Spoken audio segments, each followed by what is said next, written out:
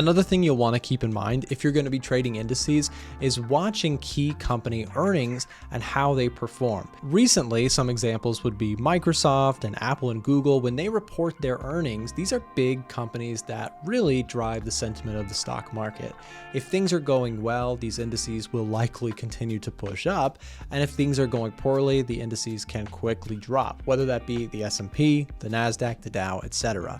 Remember that different indices trade with more or less volatility and are reactive to different fundamental things in different ways. So for example, if the interest rates that are expected from the Federal Reserve are likely to go up higher, smaller cap companies are going to struggle more so in that environment. Remember, if the Fed is raising rates or keeping rates higher, what that tells you is that borrowing costs are going to be a tricky problem for traders, because again, people are going to say, well, small cap companies, we could go back to US 2000 for a second. We can say that when interest rates are expected to be higher for longer periods of time, it can really negatively impact the Russell, or the US small cap index. So again, what we can see here is this was a period of time where inflation was problematic, it was high, and so the Fed looked like they were going to keep rates for higher for longer, and that is again a problematic thing for companies that are more sensitive. Same thing with technology. Technology is also sensitive